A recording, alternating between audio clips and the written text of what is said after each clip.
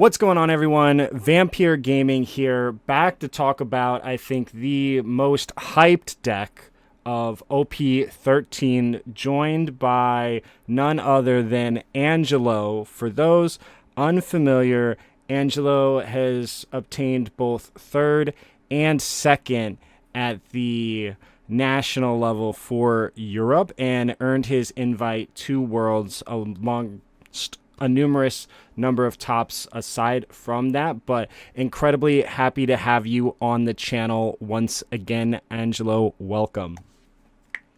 Thank you so much. I'm really happy to be here. And hello, everyone. Awesome. Yeah. So in today's video, we're going to talk through an Imu deck list, common mistakes. We'll go through just basic matchups. And then the big thing that I want to be able to provide for you all is talking about going first, because the deck is way easier to win when you go second, let me tell you, because you just spam 10 costs and you just win. It's kind of like, in a way, like Katakuri. It really plays in a similar way. You want to stay healthy, then you want to spam 10 drops. And like the fundamentals of that are very similar, but there's a lot more to it. But so we're going to talk about winning, going first, because I think that's where the most value is. And we're going to talk about the mirror as well, because I think that is incredibly difficult to navigate, especially when there is such benefits to going second in this deck. And so somebody's going to have it. And then we're going to briefly touch on, a lot of times, like, we talk about parking the 10 cost. We'll touch on that. We'll touch on techs, and then we'll finish things off with a mulligan. Now, of course, everyone, this is in partnership with Angelo. He has a guide as well, but he has agreed to come on the channel and provide a bunch of free information for you all. So if you are interested, just like the Rayleigh guide, you guys can go check it out. We'll have a Metafy link, and at the end of this video, it'll be a discount code, but it'll also be in the YouTube video description and the comments, that way you guys can go check it out. He's a great man, incredibly knowledgeable. I absolutely love when I get the opportunity to talk to him. But so we're going to go ahead and jump in and start things off with the deck list. But before we do that, if you do me a favor, hit that subscribe button. It's the least you can do. All right. So, well, actually, we're going to talk about why Imu first. So, Imu is arguably the most consistent deck, just because of the amount of searchers we have. You, of course, have Saturn, J. Garcia Saturn. We have Shalria, and then we have the 5 unks at your service events. But I would love to hear more from you, Angelo, as to what gravitates you towards Imu. Okay, so I think Imu is also the most adaptable deck, because you have like the double stage, so you can pick the best one depending on the matchup, and also depending on the dice, because you can choose the stage after the dice, and that's really important, especially versus aggro decks. You usually want to take the the one cost stage, so you have a better curve, and that's really great, because you have different options depending on the play style of the decks you are facing. So I think that's really important. And also, as you said, it's the most consistent deck of the meta. The leader ability is just too strong. It's like Sakazuki, but better. So that's it. I think that's everything you need to have a tier 1 deck. Yeah, I mean, it's literally got the Mousketool in the 5 unks or the 5 elders.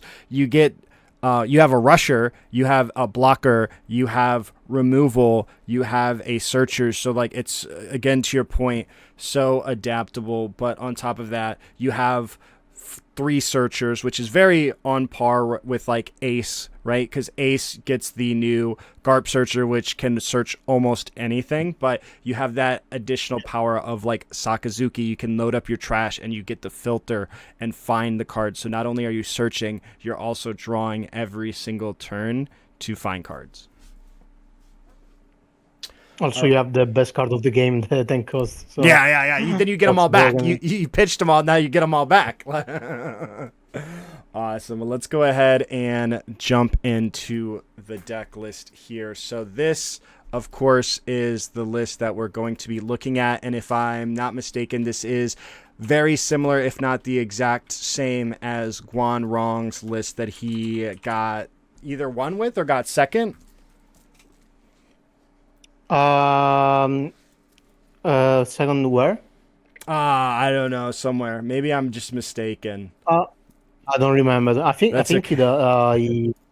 he won something, but I don't remember what kind of tournament. All good, all good. Well, But let's yeah. go ahead because I know. So there's obviously a huge core, right? Your five elders, your five unks. You've got the huge package there, but go ahead and kind of just talk us through like just the basis of what these cards are and why we are playing them. You can kind of like, and we'll talk more about the elders on the next thing and kind of go into the depths of those. But kind of give us like an overview and just jump in here and talk about this list.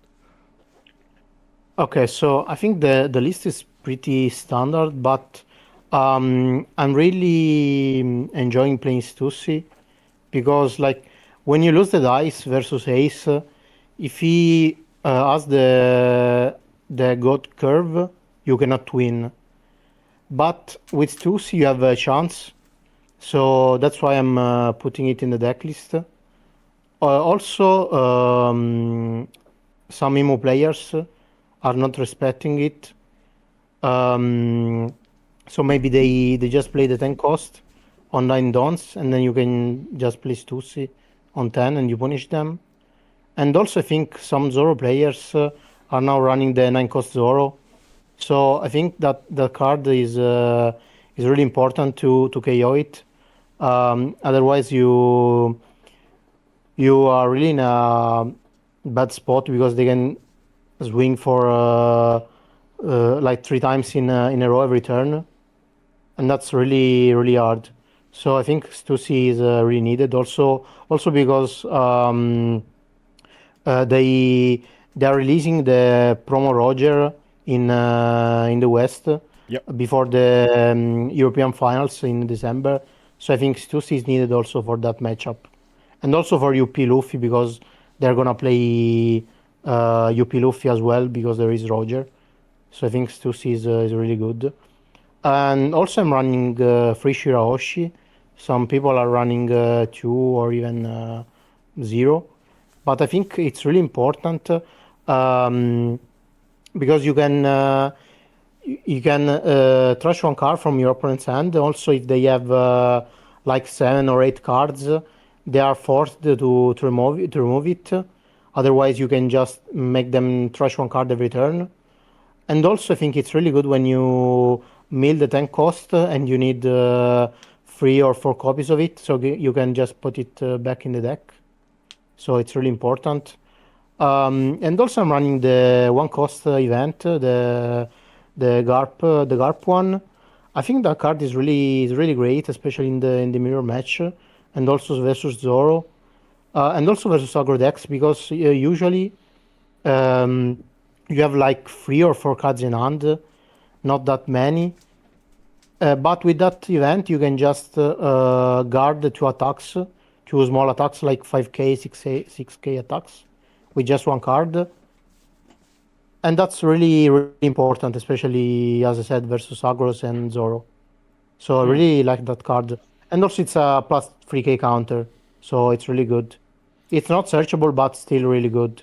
Got it. Yeah, I actually want to know. So it's after all these years, I'm losing my edge. You counter one, and it works for a leader or a character, and then it gives +1. Then you add back a 3 or less from your trash, which lets you grab Shirahoshi, Mjolsgard, or Shalria. Like, so you can grab additional counter. But do you think view it? Because I was using it to like really counter out of eights, and so I was thinking of it as like pretty much an 8K event. But are you more like you said, like is it more of like a white snake type where you're like, okay, you're getting the counter out of 2 attacks for like 1 card because you're getting that back? Is that your preferred use of it? Yeah, I think that's the fact that you use it for like like 90% of the times you just use it to guard the 2 attacks or or 7k one. You usually don't grab the character like Shirahoshi and play it on the next turn, especially in this deck list. But in some other deck lists which run like the 2 cost blockers and Carlos or Hmm. Vivi, you can grab them and play them. But in particular, in this deck list, you also, I mean, you only use it to have an extra counter. Got it. Cool. And then, So, go ahead. mhm. No, go. I'm also running 11 2K counters. I Mm-hmm. think 11 is the sweet spot at the moment because when I was testing with 9, but it was not enough because both Roger and Ace are a 6K base power because Roger needs to put a Dawn under the leader for his effect. So it's like a 6K every turn by default. So you really need that additional 2K counter. So then I added another Shihoshi. Mm, But then I felt like 10 was not enough. So now I'm playing with 11. got it. And I think 12 is too much, but 11 is all right. Got it. Yeah. Perfect. Yeah. Anything else before we continue on? Like I said, we'll talk about the elders, but obviously the big tech choices being Shirahoshi, which allows you to, one, you can put cards back on your deck because it can get very grindy because you can continually recur resources and search your deck. So you can put back like the 5 elders. 10 cost, how you can find it. You, of course, got the After All These Years I'm Losing My Edge, the 1 cost event, which kind of lets you like White Snake out of 2 attacks because you're going to add 2, effectively getting out of 2 5Ks for 1 swing. And then we've got Stussy, which helps us just remove those larger threats, especially with like anticipating UP, anticipating like Zoro playing the 9 cost, and then, of course, being really good when you're forced to go first against Ace. Anything else before we move on? Awesome. So, of course, we have the 5 elders here. These are, of course, the key and heart and soul of the deck and what makes it so good. The 10 cost allows you to play all of these out for effectively 4 Dawn, giving you like a 26 Dawn play, something like that, 27 Dawn play, I believe. But so Nasjiro, which is the swordsman, allows you to, if you, all these cards require 7 cards in trash and they get bonus effects. Plus, all of them just cannot can blanket not be removed, which is important to remember in the mirror. 7 is the magic number. But when attacking, if you have 10 or more cards in your trash, you also can minus 2,000, which gives you a control aspect on Nasjiro as well. We have Jay Garcia Saturn, which is 7 can't be removed, and then he searches for one of your 5 elders. So he just adds a 5 elder type card, which is important. He can't search celestial dragons like Shalria and the others can. He is just the 5 elders. And then you have Jupiter or Sant Pita. You've got, and then he's just the best card. 2K plus giving you aggression unlike any other. He makes all of your 5 elder type characters become 7,000. An important thing to remember with this, though, is if you play a 10 drop, it is a 7,000 while he's on the board. So if you try to park it while you have him, it will only swing 7. So you can swing like with Peter for 7, then sack him with your leader, then swing 12 with your 10 drop. But make sure you remember, it is a 7K. It does impact that. Then we have War Curie, which is just a blocker. At 7, he's not a standard blocker. You have to have 7 cards in your trash, but then on KO he draws a card. So you have 2 of them, the 4 drops, which are like your best cards. They replace themselves. And then you have Mars, who is removal. He's the 6 cost. He's the bird, the Moltres of One Piece. But he allows you to trash 1 card and then KO a base cost of 5, which allows you to get things like Sanji Pudding. So, I think Venus is like Cavendish, in my opinion, because you can cheat out 2 dons every turn, because you need to assign 2 less dons to swing over rested characters. So that card really snowballs the game.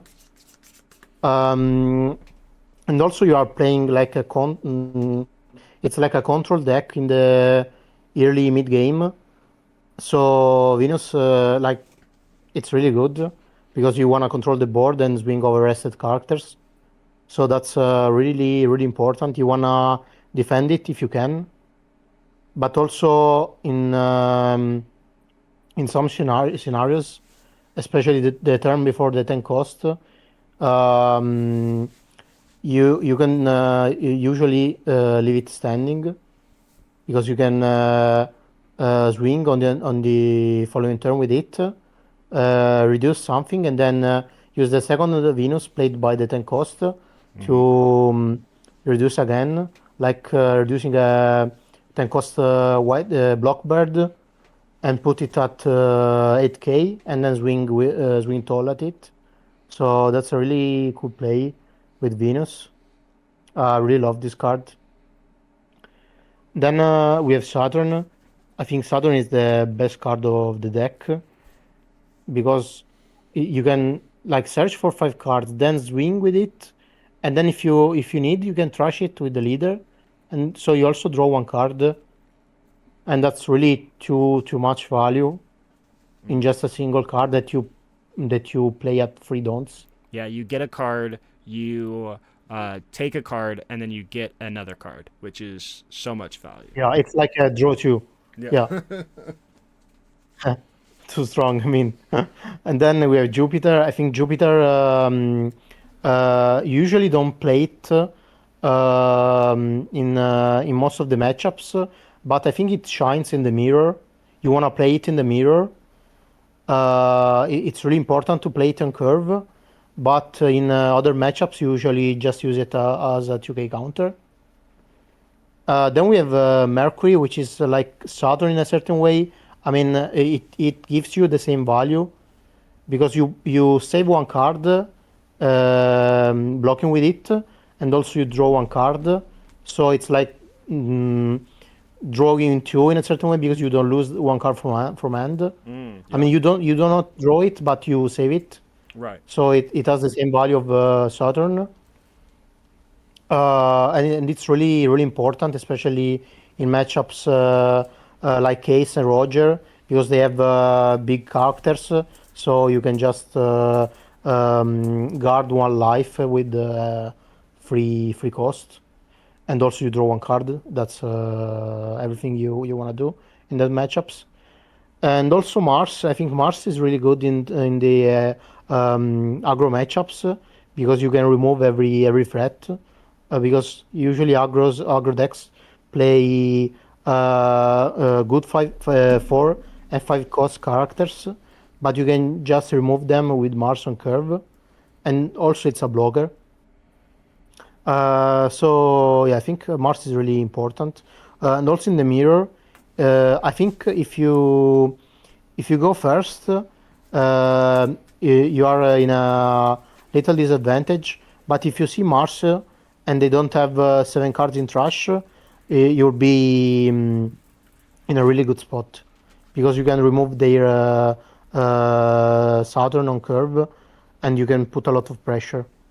Yeah, yeah, especially because you get to take away that value of them getting rid of it for a Yeah. card. So not only are you're saving yourself a card from the swing, but then on top of that, you get to make them lose another card by losing that body to be able to tribute it. So incredibly powerful. We'll talk about that in the mirror section as well and kind of go a bit more into there. But yeah, incredibly strong. You have to have 7. If not, this card can be a game decider in the mirror. All right, so let's just kind of take a second here to kind of just go through like some common mistakes that like I've seen people post or like, you know, that I've seen people make, and then you feel free to kind of jump in. But obviously playing 7 cost stage in the mirror, the 1 cost event plus 4k literally removes the stage. It's the ultimate mirror breaker, and you play 4 of it, so you'll just lose your stage and lose so much value because you only play 1 Marie Joie. So you'll always want to do Marie Joie. And then of course playing Mercury to KO a card after they have in the mirror, they have 7 cards in trash, because like that's your 5. If you didn't check, you play it, you just effectively played them for no reason, when there are better plays out there, like you could play another Saturn, things like that. And then you have the ability to filter. against blue, it's incredibly important. Like if you start pitching your 10 costs to get like, because you're bricked up, but then they play pudding, you no longer have those in your deck, and it becomes a lot harder for you to find those specifically like with the 10 cost. The other ones not so much, but you want to get as many of your 5 bodies in your trash as possible for in the event like you get pudding, they're secure in your trash. And then of course, like the biggest thing, we're going to talk about parking, but like a lot of times you'll do that if you don't see like a red rock in their trash, or if you've seen them get rid of a Stussy for like whatever, like 4 Mars or something, you could potentially just get Stussied if you try to leave it there and get punished. Same thing into like Ace. And a big thing, leaving the 4 cost body for Tashigi. You're going second, you play Saturn, you play just don't play War Curie. But you play it down, they play Tashigi, they swing into it. You just want to get whatever you play, you're going to get the value and you're going to tribute it, take the draw. And then leaving 0 Dawn up mid game. The biggest thing is like with the stage, you're able to, and I kind of would like to talk a little bit more about this later, but like when to like leave Dawn up. But in the mid game, you can kind of get aggro down and hit really hard, because you have 8, 6, 7 counter events that you're playing this one. You want to leave up some Dawn because they can't go tall, and then you can play control, so then they can't necessarily go wide either. Yeah. I think there is not much to say. Okay, cool. Honestly. I just, make sure that like if there's anything that you could think of that people might have done, but I think it's pretty straightforward. But I think these are all like almost like fundamental things that you just kind of don't think about, that I think like I've seen people do and that people should just avoid doing. But we'll go ahead and jump in to talk about the matchups. So do we want to go first? Do we want to go second? So obviously the deck is just the 10 drops the best card. So pretty much in any matchup, we're going to want to go second. But of course, like Zoro, we want to go second. It allows us to play, play the 10, play Stussy, anything like that we might need to do. So they go 9, play theirs, then on 10 we can like Stussy it. But yeah, go ahead and like let you kind of talk through these matchups just briefly, if you would, and just like why, like a little bit why we go second, but kind of like what that looks like. I also want to say that in some matchups you want to go first, but like there are only 3 or 4 matchups where you want to go first. I think you want to go first versus Lim, so they cannot play drop on curve. Also, you want to go first versus Purple Luffy, because they play Magellan, so you risk playing the 10 cost too late in the game, and you don't wanna do it, because usually they only draw 1 Magellan, so you can just go first and if they just play 1 Magellan, you go to 8. Like you should be at 9, but you go to 8, and then you go to 10 on the following turn. And also, if they don't have it, you can just play the 10 cost on 9 Dons, and then just use it on the following turn, and it's fine. So would you take Marie Joie against Luffy? If you're going first against Luffy, would you bring out Marie Joie instead of the Empty Throne? Yeah. I think you wanna use the 1 cost. Also because you have Mars and you can KO Zoro Jur on curve, and that's really important. So I think you wanna use that one.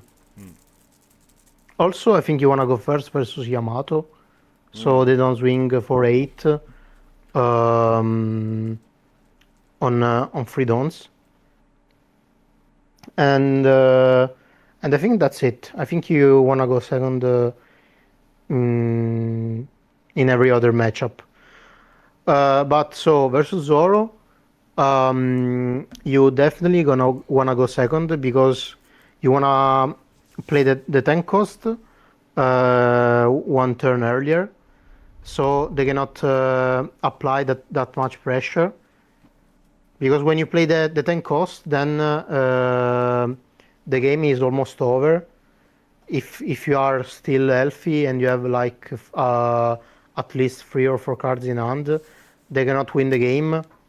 But if they start second, you need to survive one extra turn, and that's really hard. So that's the reason why you wanna go second. In the mirror, you usually wanna go second as well, but there is an argument to pick first. Um, I think if you know your opponent does not run the two cost blocker, the San Carlos, Hmm. um, you have a really good curve going first because you have Saturn on 3 dawns, and then Mars on 5 dawns. And if you have that curve, and they don't see double searcher, you win on the spot, in my opinion, because you have two bodies, and they have 0, so you can apply a lot of pressure, and you can play Jupiter on curve, and you can just win for 7 multiple times, and they just not keep up with the pressure. So I think also going first is really good, but it depends. I mean, obviously you don't know if your opponent runs the blocker or not. But like in an open decklist tournament, I think I wanna go first. Also think the going first curve is harder to play to pilot. I mean, Imo going first is harder to pilot than going second. Hmm. So you can also, mm, I mean, play with that, because if you go first and you know what your deck does, you have a good chance of winning, because there is more like skill expression when you go first. Mm. So I think that's also an argument to pick first, in my opinion. Got it. Yeah, and then right, like to your point, the Charlos, that's the one where you're talking about the blocker where you play it, you can play it for 1 and then it mills a card. Yeah, exactly. Yeah, because you usually you are at you if you play one searcher, you are at 6 cards in trash, because even if Mm. you guard their first attack, you are at 6 cards. So it's not enough to have your board protected versus Mars. Hmm. But with that blocker, you can go to 7, because you can just trash on one card with effect, and then block with it right away. So you also don't need to trash one card from hand, and you just go to 7 cards, and your board is protected. So that card is really good. Also, some people don't know that, but the card costs one don in the mirror. Mm. I mean, if you have the one cost Yep. The stage, stage. Yep.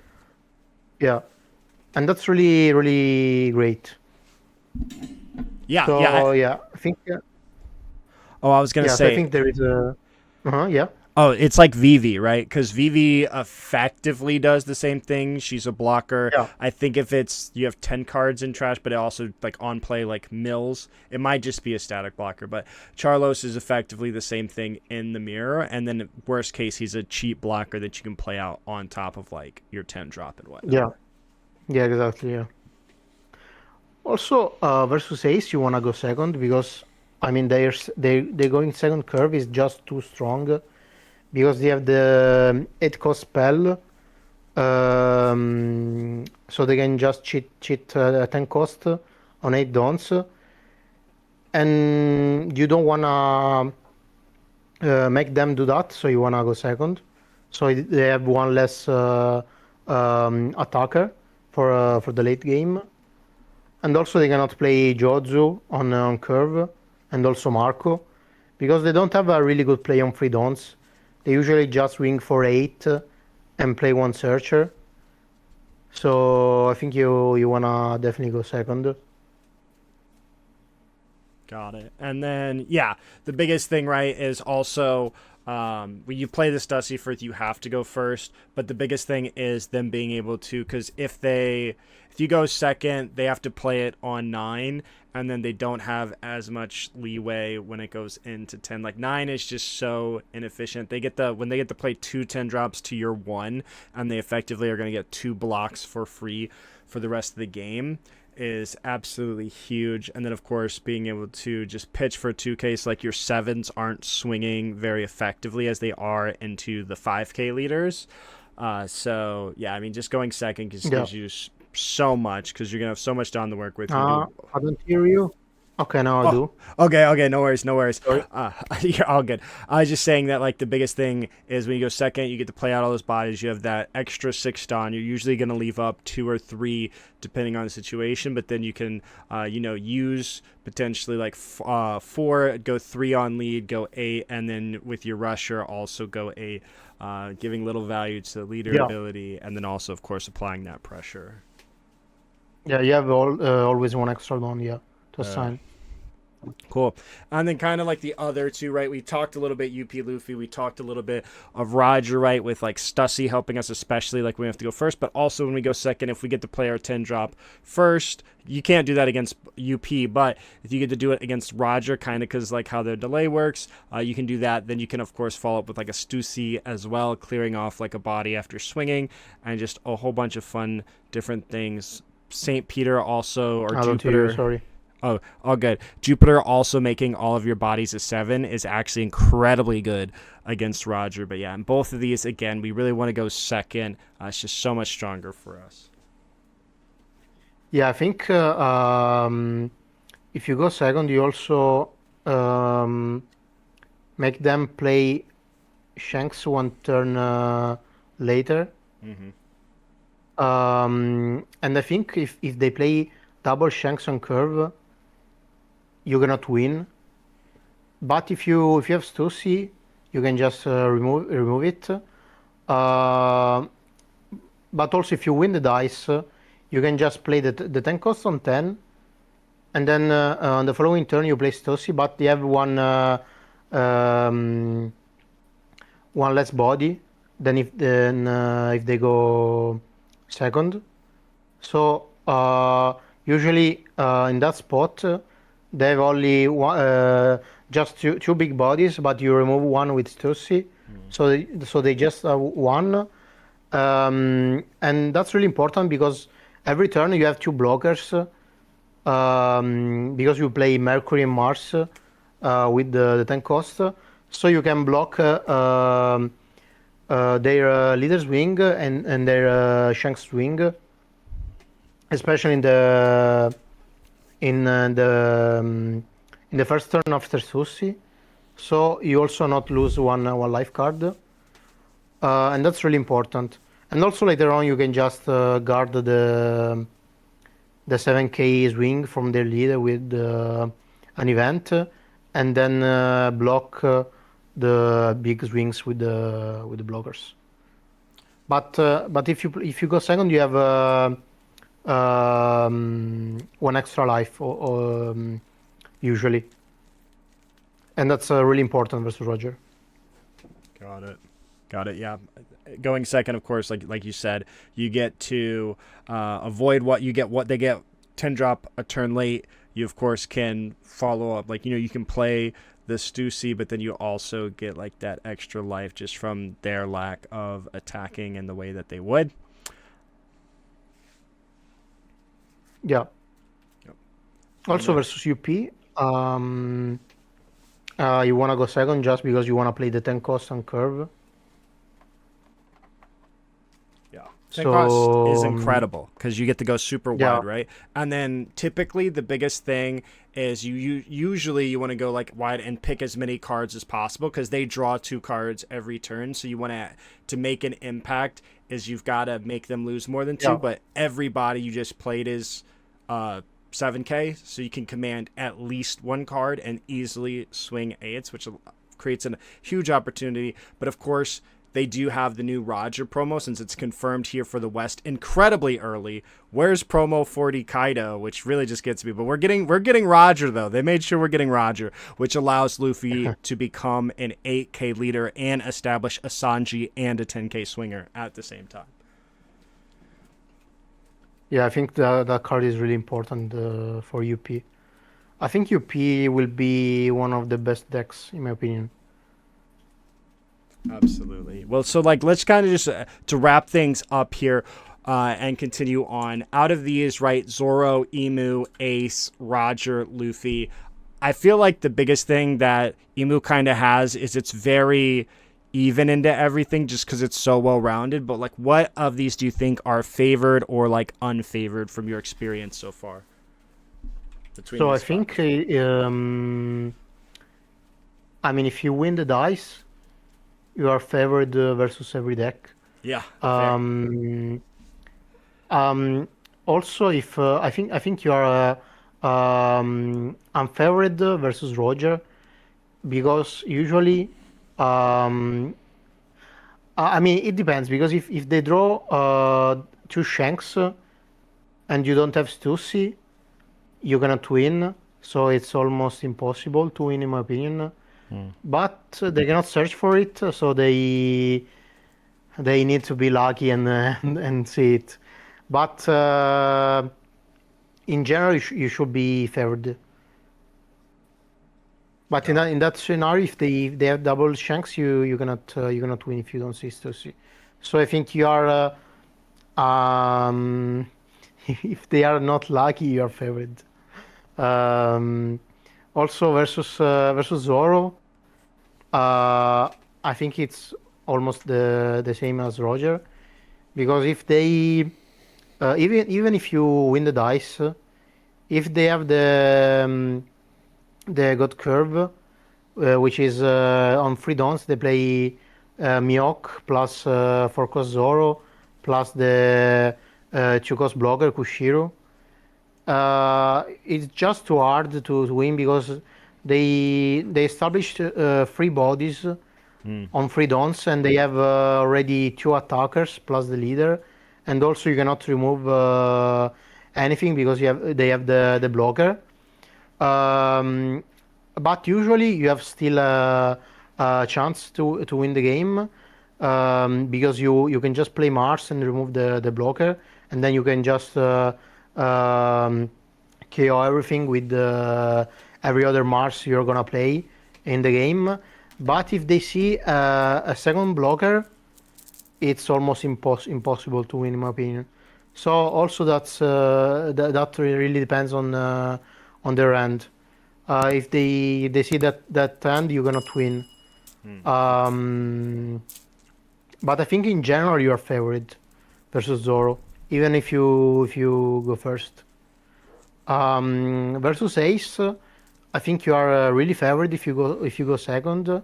But if you go first, it's kind of hard, especially if they go with the curve of Marco on 4, Jozo on 6, and a cost event on 8, and then the 10 cost on 10. That curve is unbeatable. You can win only if you see Stussy on curve. But yeah, I think you, in general, you are slightly unfavored versus Ace if you mix both the going first and going second. In general, you are slightly unfavored. Yeah. And also versus UP, I think you are favored even if you lose the dice. So yeah. So I think the only matchup where you are unfavored in general without knowing the dice, it's Ace, in my opinion. Yeah, and I think that's the most dice dependent matchup, sadly, in the format. But it is so, like, you gain so much advantage whoever wins the dice roll. They're still winnable, but you just get so much on your side the moment you win the dice roll in Imu versus. Yeah, that's kind of sad, but It is what it is. It is what they two strong. They both have really strong even curve items. Yeah. But yeah, cool. Let's go ahead and so I think the biggest thing, right, is when we talk about it a little bit throughout, but winning going first. So obviously we're going second deck. It is infinity easier to just win. It's in a way like wins can almost be handed to you just how because of how powerful the 10 cost really is, effectively becoming 5,000-7,000 power bodies, which you just, and that's in like mid to late game. So you've already established an applied pressure, then you get 7K bodies, plus you gain a blocker, removal, and a search. So you get so much value just right out the get go.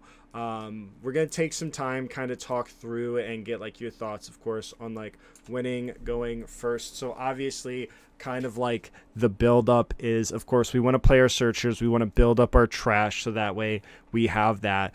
Playing out the searcher on curve on the first turn, playing out the searchers on 3, potentially leaving up a Don as well. But then, of course, going into like our 5, we talked about Saturn already earlier about how it's like the best value play. You're going to play it, get a card, then you're going to swing with him, get one of your opponent's cards, and then at one point we're going to sacrifice him and draw a card.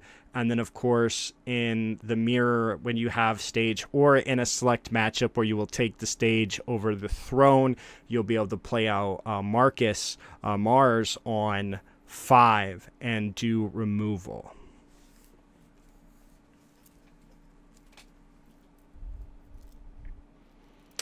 And yeah, so when it comes to like going first, like what do you think is just like ideal plays?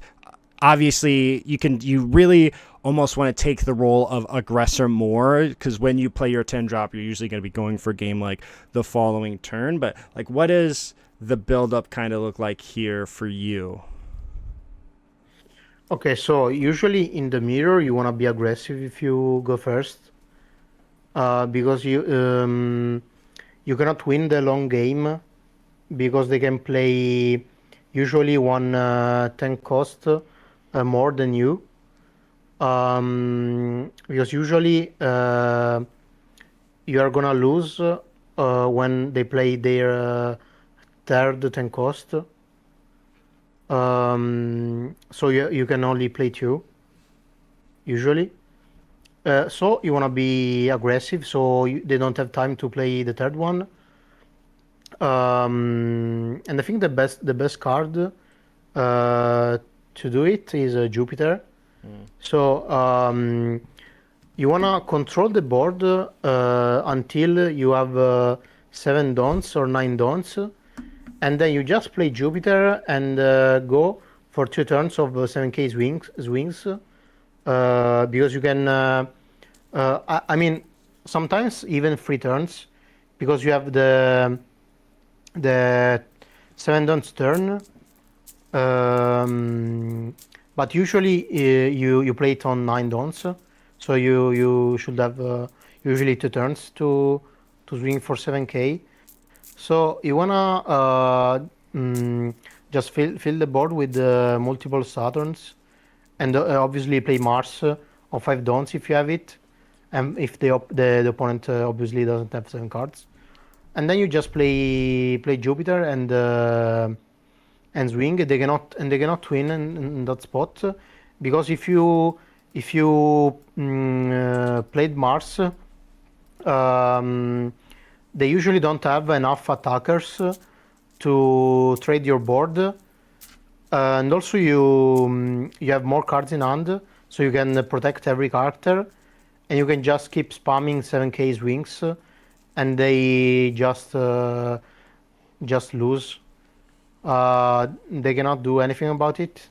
So that's also the reason why I think sometimes going first is better. Um, In the and mirror, though, that's, I right? think, your yeah, in the mirror, yeah, Yeah. obviously in the mirror. And I think that's the best game plan you should you should go for. Um, so yeah, Mars on 5. On 7, usually wanna play a double body, like Saturn plus Mercury if you don't have double Saturn. And then on 9 dons, you just play Jupiter plus another 4 cost. Because Jupiter is a 6 cost in the mirror with the 1 cost event, the 1 cost stage, sorry, and Saturn and Mercury are 3 cost. So you can just play 2 bodies on 9. You can swing 6k with everything. Then on your 10 dons turn, you swing again with 6k with 7k with everything. Sorry, and then you just play your 10 cost, and you have too many cards in hand. Um, Usually your opponent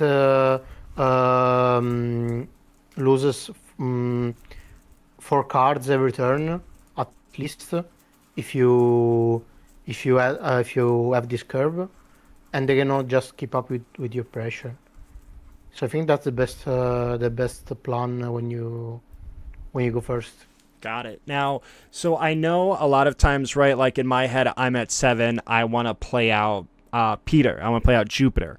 And so, like, you could tap that, play Jupiter, play Saturn, let's say, but it seems like you would rather just establish 2 other bodies, like, like you said, like Mercury or Warcury and Saturn. Let's say you have Jupiter, you have Saturn, you have Mars, and you have Warcury in hand. You're at 7 done. Your opponent has, let's say, a target for Mars. What's the ideal play there on 7? Are we going Mars to remove, playing Saturn to search, or do we still want to go like Warcury to get the draw 1 on the block and then still play out Saturn, or like we can turn them sideways, then like sacrifice the Saturn, draw a card, and then leave the Warcury, because once they KO it, you're still going to get a card. Like what's the ideal I think there? if you are versus an aggro deck like Zoro, you usually want to play Mars. Um, but it really depends. Versus Ace, you usually want to play a blocker and that spot. And also versus Roger, because you want to stay healthy, you want to stay around 3 life cards.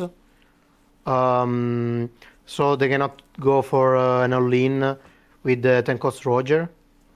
Um, in the mirror, usually you don't want to play Jupiter on 7, in my opinion. I think you want to play it only if you already have like you had the God curve of Saturn on 3, Mars on 5 to KO, and then Jupiter on 7. In that case, you can do it, but usually I prefer to play double drop on 7 dons. Usually, if you have the God curve of Saturn on 3, Mars on 5, and you can KO something, you can still play Jupiter on 7 in the mirror. But usually I prefer to play double body on 7 dons, and then Jupiter on 9, because you can fill the 9 dons turn with another 4 cost. So you have you should have five characters, because you played 2 on 7 and 2 on 9. And that curve is just too strong. So I think you don't wanna play Jupiter on 7 in that spot. Um, and I think that's it. I think so. So versus aggro decks, you wanna usually play Mars. Versus decks which run the 10 cost Roger, you wanna play blockers. And in the mirror, it depends. Yeah, the mirror is very fluid, right? Like it's so it really, it's going to come down to your fundamentals and a little bit of luck to be able to pull it off, but you have to, it leaves a lot, like, you know, we talked about it earlier, a lot of room for skill expression, because you know, if they don't get to 7 cards in their trash, they could set you, you know, you could easily Mars and pop it their card. You also, of course, like, God forbid they pick the throne, you can just KO it. Now they have no stage, and then they're just going to be 10 delayed because it costs 1 Don to use the effect. So then they're forced to Yeah. park it, do a Stussy. So it leaves a lot of room for just pure skill expression, but at the same Yeah. time, like, being healthy is the biggest thing. It's like Katakuri, you're going to want to have as much life when you start playing 10 drops. That's really the only significance, but your 10 drops, just like in OP3 Katakuri, they're so powerful that you just stay healthy, then those are going to carry you and deliver you value the rest of the game. I think that depends on the matchup. Usually, you wanna stay healthy, but like in the mirror, I usually wanna go to 2 life cards Mm. because I have 1 additional card to guard my board. Especially Mm. when I go first, because when I go first, I'm the aggressor, so I wanna defend my board and apply the game plan that I said before. So I think it really depends on your starting order. But yeah, usually you wanna stay around 3 life cards in the other matchups.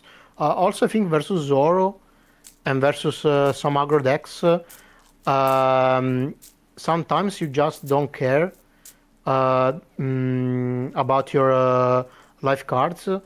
Um, because you have too many events, so you can Mm. just guard 15k swing, especially versus aggro decks, which do not run like the unblockable event, like Rayleigh, Yep. or the 2 cost Red Sanji, or the Azura, Mm-hmm. the 1 cost event. So I think in that specific matchups, you usually can go to 0 if you know that uh, like if you're at 1 life, for example, and they are swinging for 9, you can consider to take the life, because if you guard the 9, most of the times they can just swing for like double 7 on the following turn, and you are forced to take the second 7. So it's just better to take the 9 and go to 0, so you can guard more efficiently on the following turn, and you save more cards in the long run. And I think that's really important, because some people do usually do this kind of mistake. They they guard sometimes even 11k swings because they don't want to go to 0. But with this deck, you can go to 0 if you are not against a deck which runs big drops, because even if they put 10 dons under their leader and they swing for 15k, you can just guard with multiple events, and they are just spending their turn to do literally nothing. And I think that's really important, especially in matchups which do not run like 7k or 8k bodies. For example, like Zoro, Belobetti, Rayleigh. I think you can go easily to 0, Mm. and That that's makes really sense. important. Yeah, if they don't have like unblockable, that makes sense. But even if they have, if you leave some dons open, you can just guard, and uh, and it's fine.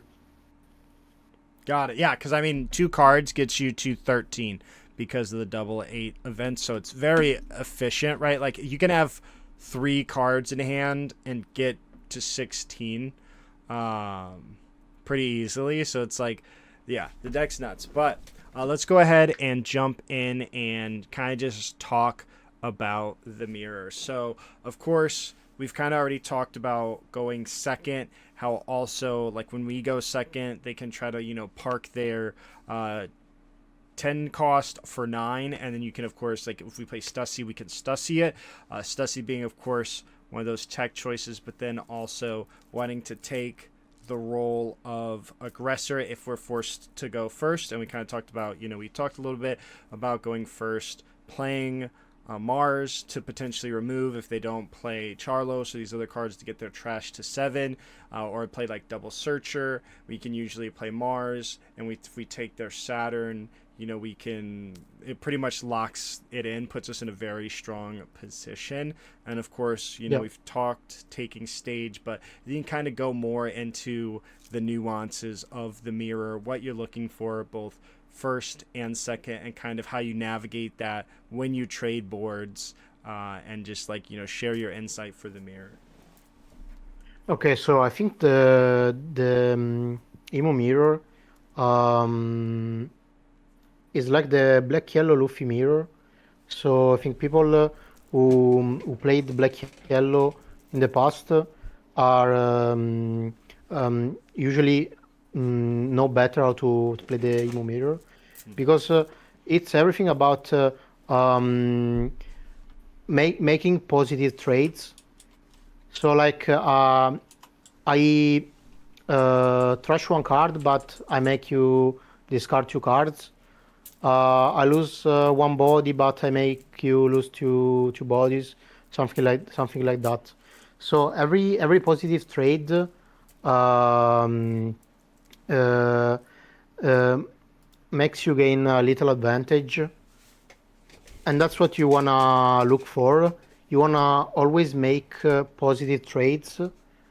For example, if you have a 5k on your opponent's turn, and you have Jupiter, you can guard it with just one card if they swing 5 into 5.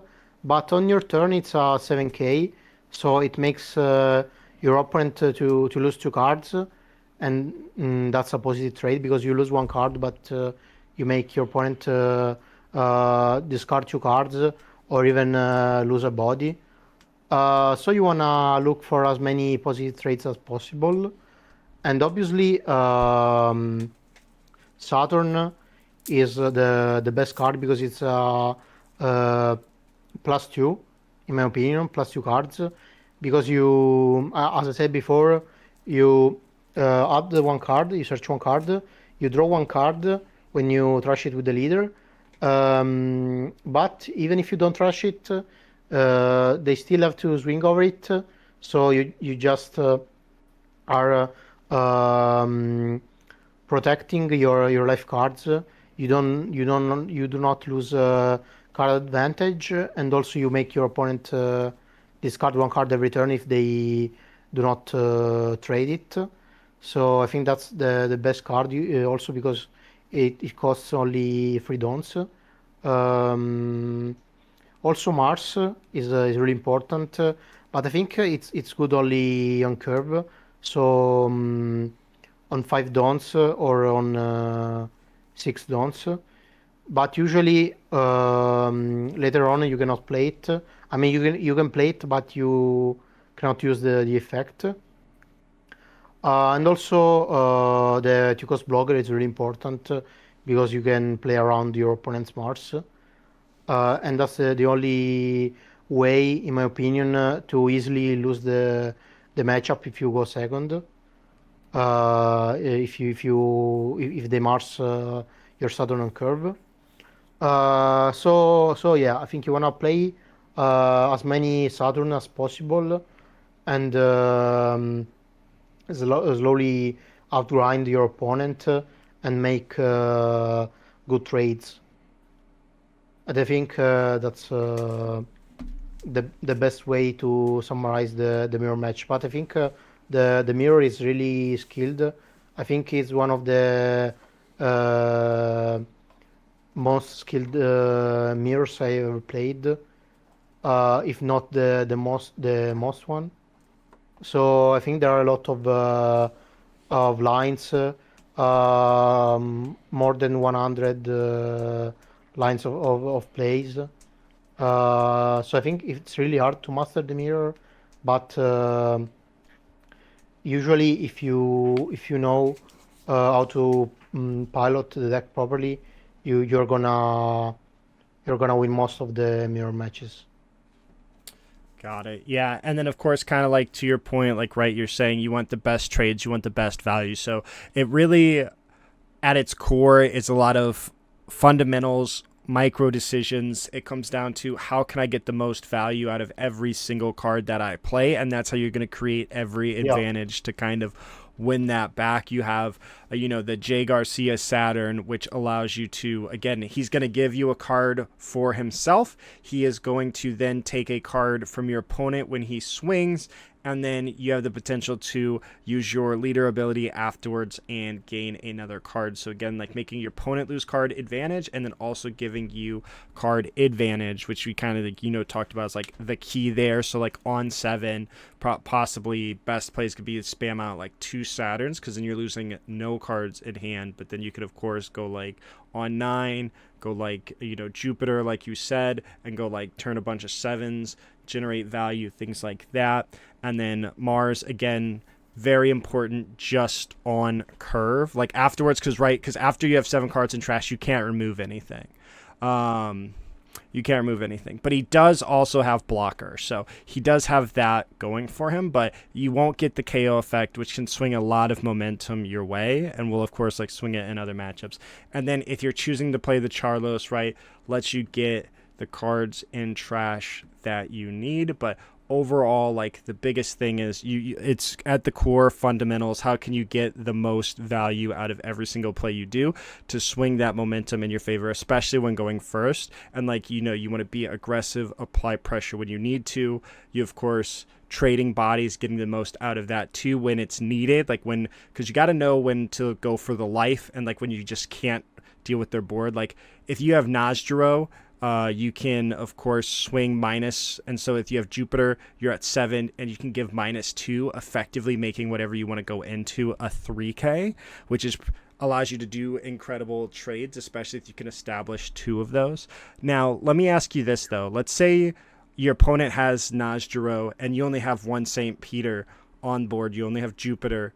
If you have no other like 10 drop or Jupiter in your hand, do you still choose to turn him sideways, or just leave him so you can keep that 7k aggression? Um, I think I still wanna turn it. I don't really like leaving characters standing. Mm-hmm. Um, I think I mean, if you're lucky, you you just get some value by leaving it standing. But if you swing with it, you just getting the value right away, and also like you risk um, not making the most value out of it if you leave it standing, because I mean, you just lose one free swing in a certain way. So usually, I really like to swing with my characters. There are only few situations where I just leave them standing, but usually, yeah, I wanna swing even with Jupiter. Yeah. Got it. Makes sense. Cool. And then, so yeah, like kind of, again, like going first in the mirror, just kind of like rehash that too, right? It's, we want to search, then we want, we have Marie Joie, so we can Garcia Saturn on 3, playing that out. Of course, again, getting that search. And then on 5, have if they have 7 cards, you don't want to do that. But if they have less then 7, you can play Mars and get a huge swing of momentum because their turn is still less ideal because they're at 4.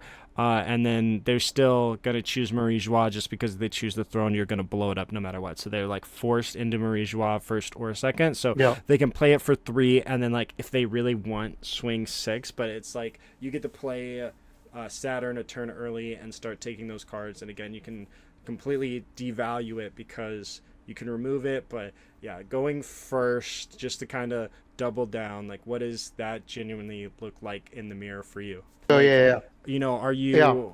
Yeah. yeah. I think it's Saturn on obviously Saturn on 3 because it's the best play you can have, and then Mars on 5 if they don't have seven cards. Afterwards, like, what is like overall like just game plan of like this is the build up, but then like what is just game plan going first, right? Like when are we playing Jupiter? When are we like R7? Do we ever play 2 blockers, go like double War Curie, or is it like Saturn War Curie? Just kind of rehash a little bit of like what going first looks like. Okay, so we wanna just be aggressive, so we play Saturn on 3. If we have the chance, we play Mars on 5, and then on 7 we usually try to develop double body, and then also on 9 you wanna play double body, so you have um, 4 or 5 attackers to swing for 7k with them. I think that's the best curve, and obviously you wanna play um, a one cost searcher on your first turn. Um, and I think that's it for the going first. Got it. That's the best curve you can have. Got it. Yeah, and I mean we talked a bit about it, but yeah. So again, biggest thing is right. If you're going first, you want to be aggressive. You still, of course, want to be able to do your 10 drops. The matchup overall, very much like BY Luffy. Of course, you know, in the same way you would chain geckos, you want to continue to be able to chain 10 drops, and ideally you're going to be able to out 10 drop your opponent. But when you're going first, you can be a bit more aggressive. Just apply that pressure because we do have these 7k bodies, and even though we have a bunch of counter events, you can command cards. You know, you're playing 2 blockers every single time that kind of allow you to do things and take those big attacks. So it's incredibly valuable. Biggest thing, make great trades. Control the board only, you know, when it makes sense, right? Because you have Najjaro, which allows you to minus. And yeah, I think that kind of sums it all up. I'm not sure if you had anything else to add just in the mirror.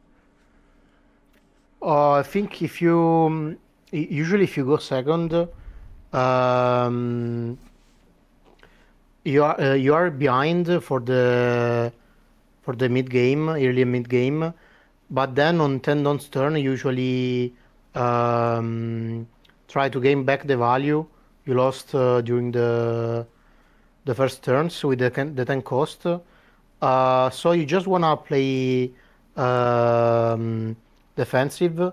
Um, so guard as many life cards as possible. You don't wanna go to 1 life or 2 life because usually uh, the going first game plan is to apply pressure. So you just want to be defensive. You want to play multiple Mercury, so you can just guard the 7k swings. Um, um, and this is valid, especially if they played Mars on 5. But if they don't, you can also play um, aggressive as well. You can just play your Jupiter and try um, to find the right time to um, to put pressure. Because like if you have the board, even if you go second, you can apply some pressure. You don't want to be defensive every game. It just depends on the spot on the board. So You can also play for the aggressive game plan. But usually you want to be defensive and play multiple blockers and save as many life cards as possible. Got it. Awesome. Awesome. Well, let's go ahead, kind of round things out. So obviously some people are really bad at parking. The biggest thing, right? Like it kind of started, I think, with like Ace, because the tax beard, and if you parked it, like it doesn't, tax beard doesn't recognize any character that's added. It only recognizes existing, and it doesn't do anything to the leaders. So Yeah. obviously open to your thoughts, right? But when do you think like it's okay to kind of park against Ace? Because they like a lot of people aren't playing tax beard anymore. TBD what the West decides to do, but we know that they're typically running Red Rock as well. When like, could you give us some instances where you've like decided to play out the 10 drop and not use it, like park it? So usually if you are ahead on board, like you have two or three attackers and they don't have that many big bodies, you can park it um, because even if they use Red Rock, they just lose their turn because they don't have that much to do with the remaining dons. And then on the following turn you just swing with everything again, so you make them lose a lot of cards, and they just lose one turn because even if they play Red Rock, you can just take your 10 cost again later on because you can usually um, cycle through your deck multiple times.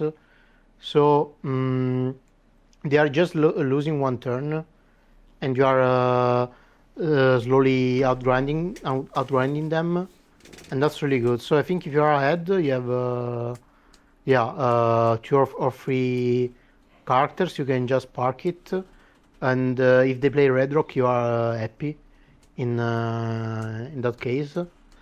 But if you are behind, if they have like two attackers, you cannot park it because if they play Red Rock, you just lose too much tempo and you lose the game on the spot because they are ahead on board and they can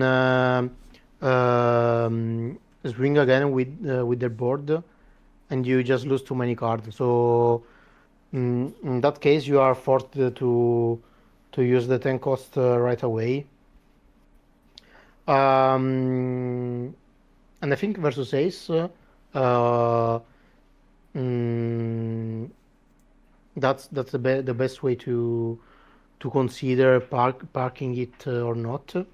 In the mirror, I think it's almost the same.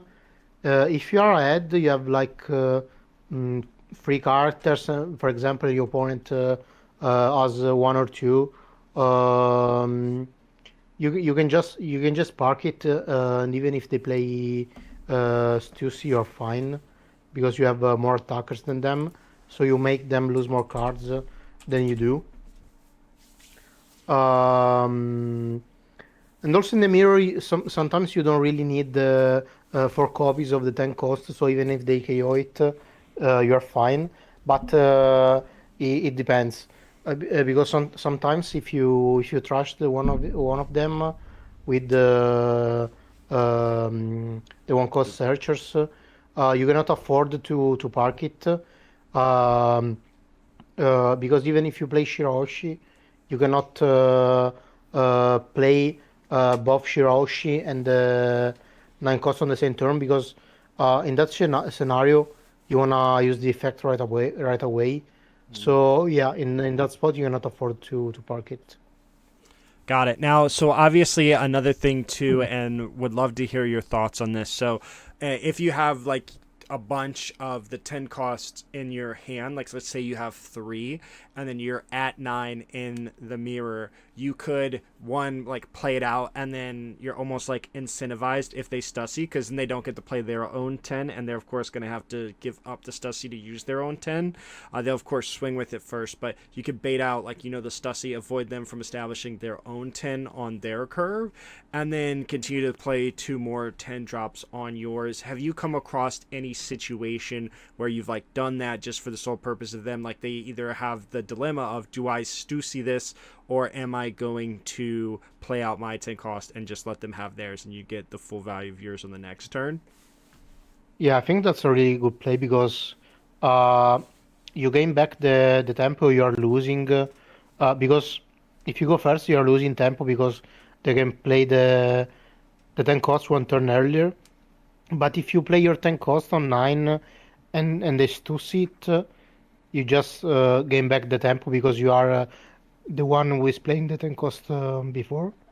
So yeah, I think that's a good play.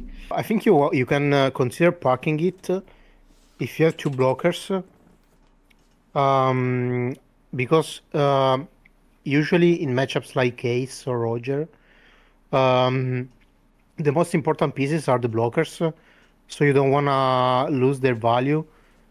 So you can just park the 10 cost and then use the blockers to guard. Um, in some matchups like Ace and Roger, you can consider parking the 10 cost. Also, if you have like double blocker, mm, because you can just block with them, so you don't lose the value of them, and then you have a lot of dons on the following turn, because you park the 10 cost the turn before.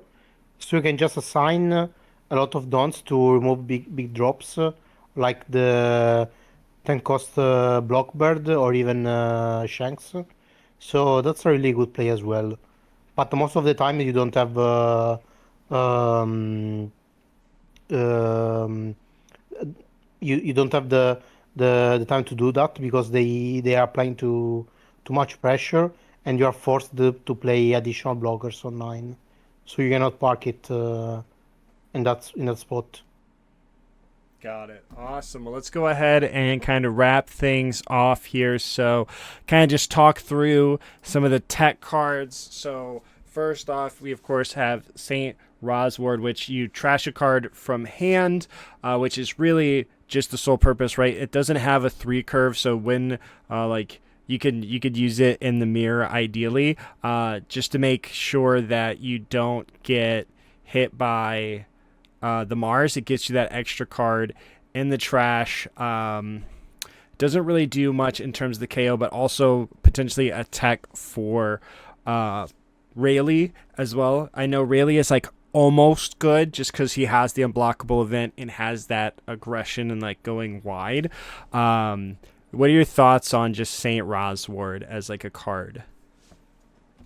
I think if the meta um, becomes more we want like with more aggro decks, more so if the meta there are more aggro decks than now, I think you can play it. It's a good card, especially versus Rayleigh, and also Green Zoro, because you can remove the 2 cost blocker Okay, and okay. also the Perona, so they cannot bounce it back with low. And I think in that matchup is really good.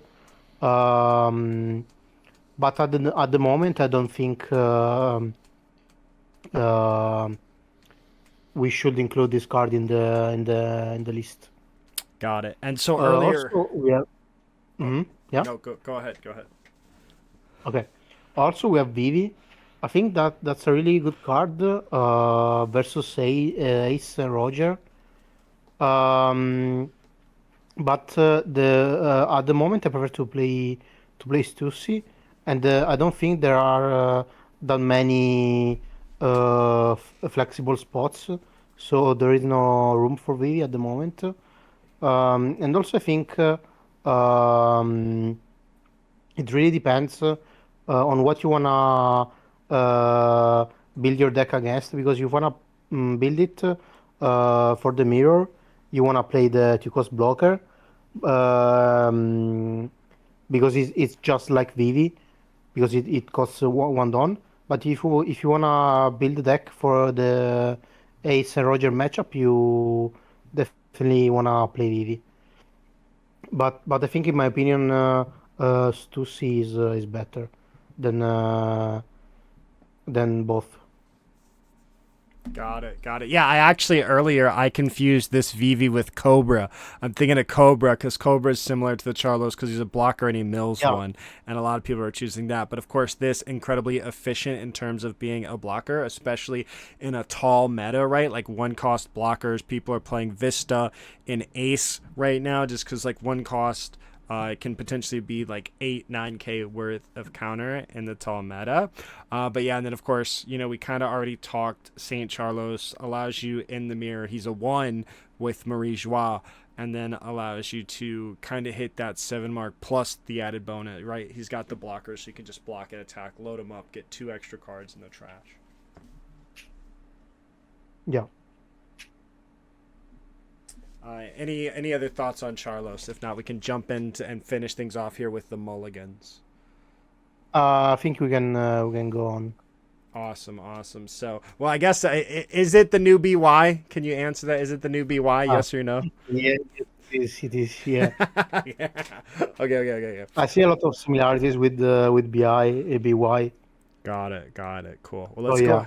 Let's go ahead. So I put together 3 random hands, kind of just to see like these are just completely random, to see and kind of just talk through would you kind of keep these or not and kind of why. So this is our first hand here. We got the Elders, we got a 2K Empty Throne, assuming we brought out Marie Joie, and then we've got Shirahoshi, but we do have the 5 Elders are at your service event and the 10 cost. Would you keep Mm, this hand?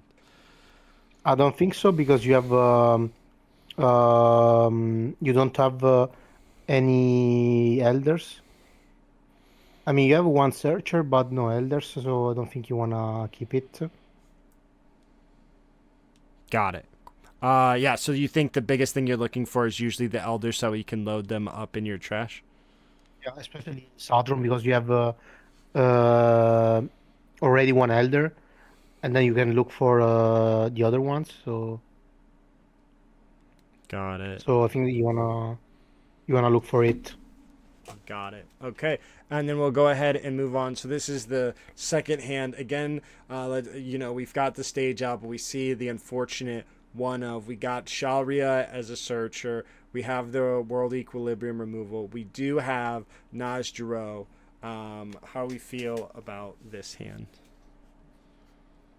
Um, I think if you go first and you are versus Zoro, for example, you can keep it because you have the searcher, and also you have the card to discard with it, and you also have the plus 3k counter.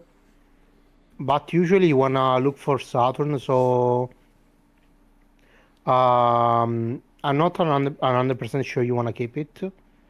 But it depends. If you wanna be greedy, you can mulligan it. But if you wanna play safe, you can keep it. Got it. Got it. Cool.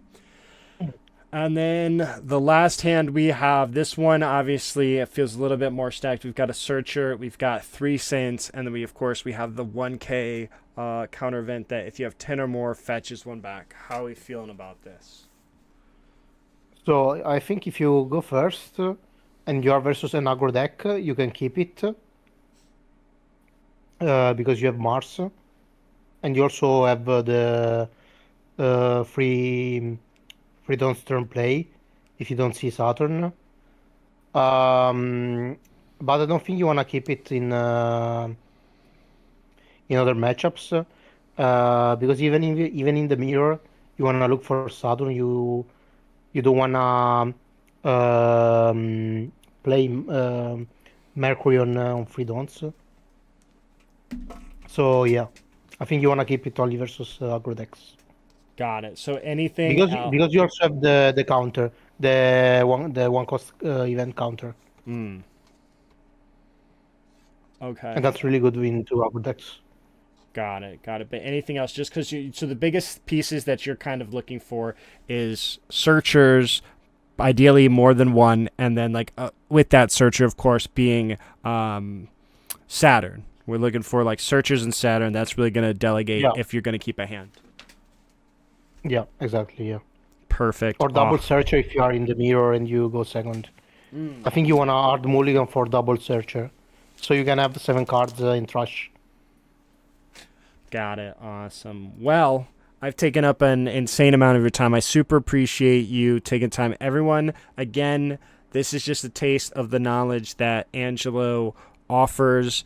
He does have a Metafy guide. You can save 10% with my code Vampyr10. I do earn a small percent of your purchase if you do. If not, no worries. But any final words of advice, anything else you would like to plug, now is your chance, Angelo. Um, I think this deck um, is considered by some players really, really easy because you can just have to go to 10 dons and play multiple 10 costs. But I think the tough part is reaching the 10 dons with the highest amount of cards in hand and highest life cards. Um, and it's really, really, really hard to do it in the best possible way. So I think you should definitely uh, check the guide if you wanna um, learn the nuances of the of this deck. Um, and also I think it's a really fun deck. It's really cool and also it's really cheap. So I think it has everything you wanna you're looking for to have fun and to play a skilled deck. Got it. Awesome. Awesome. Well, yeah, you can find him. I'll include all of his information down below. But once again, thank you so much for your time and thank you for sharing your Thank you. knowledge here Thank on you, Imu. everyone. Thank you so much. Absolutely appreciate it, my friend.